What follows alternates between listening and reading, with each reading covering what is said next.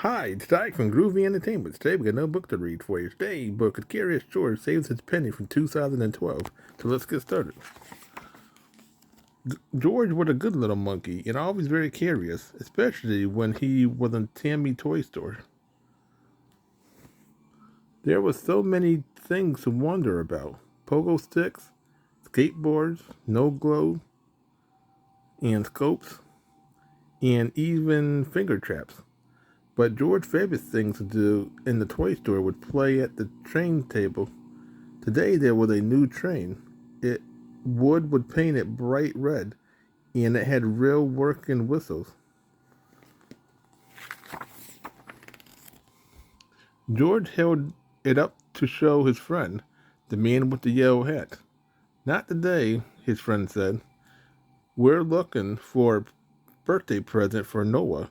Remember, he turned 5. What do you think of this?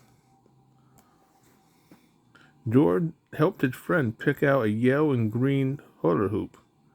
While Tammy, the storekeeper, wrapped the present for the birthday party, George wandered back to the train table.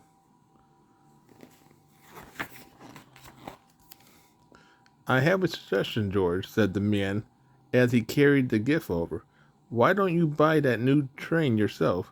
The ticket said $5. I'm sure you can save money for it. George liked the suggestion so much that he was only sorry to put the train back down. George had a good time at the birthday party. Noah let everyone have a turn at the hula hoops. It was harder than it looked. As soon as George got home that afternoon, he took his piggy bank down from his dresser. He opened the small plug at the bottom and a tumbled, wait, shook out tumbled a nickel. George ran to show the coin to his friend. You have 5 cents, the man said. I'll I'll give you your allowance early this week. Don't spend it on candy. You have to save it up. The man gave George 2 quarters. Here's 50 cents, he said. Now you have 55 cents. You have only $4.45 left to save. George wasn't quite sure how much money that was, but it sounded like a lot. In the morning, George decided he would have to find a way to earn money faster. What if someone else were to buy the red train at the toy store before he could? He had an idea. George dreamed about his red train that night. He was riding through a forest of trees.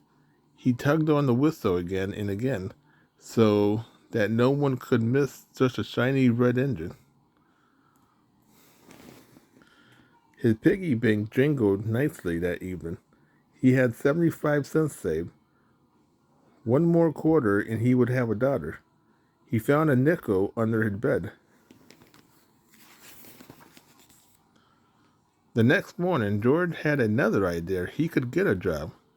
Lucky for George, his neighbor, Mr. Reddy, needed help raking leaves. George worked all morning long, gathering an armful of red, brown, and gold leaves to add to a growing pile in the center of the yard.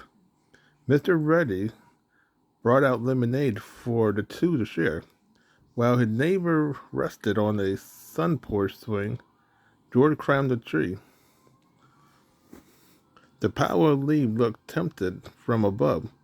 George wondered what would happen if, before he'd finished wondering, he had swung out of the branch and right into the center of the pile. The leaf crunched and crumbled and smoothed and soared. What an adventure!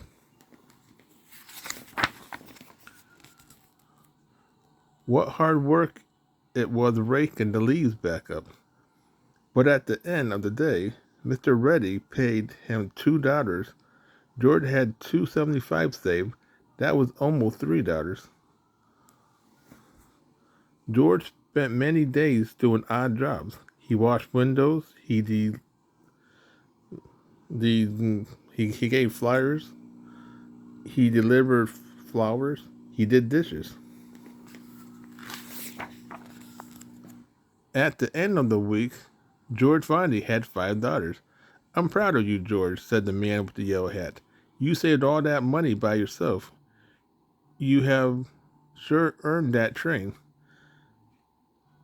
The change clunked merrily in the piggy bank as George set off for the toy store.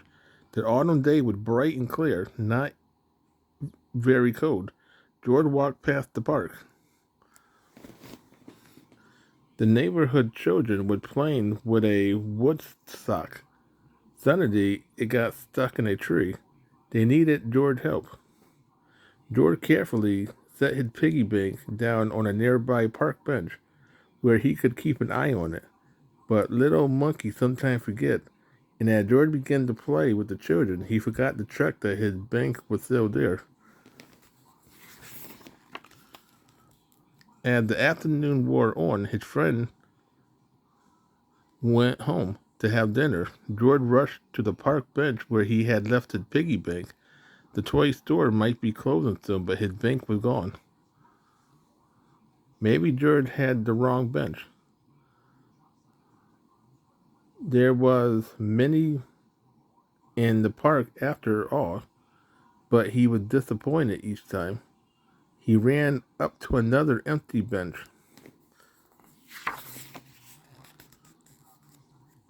George walked home sadly. He wondered how long it would take him to save $5 again. As George passed the toy store, he happened to look through the window. He couldn't believe his eyes. A little girl was holding his piggy bank. George rushed into the toy store as the girl mother was saying, "We found this across the street and waited for its owner, but it's getting late. We saw it had the name of your store on the bottom. Can you keep it in case someone comes to claim it?" George jumped up and down on the counter. "Why, George," Tammy said, "is this the piggy bank? Wait, is the piggy bank yours? You're lucky Hannah and her mother found it." Hugging his piggy bank tightly, George rushed over to the train station. He located the shiny red engine right away. As he carried it to the counter, the little girl looked at his train silently. George realized he had not said thank you to her for keeping his safety bank, by keeping his safe and safe. He looked at his train. He looked at the piggy bank. He looked at Hannah. Good deed deserved to be rewarded. He decided. George set the train down. He opened his bank on the counter and began to sort out dollars and coins. George and Hannah walked out of the toy store that day, each carrying a train. George's small engine was not red, but it was shiny and blue, and he had paid for it all by himself. The best of all, he had a new friend who loved to play trains almost as much as he did. So that was Curious George Saved His Penny from 2012.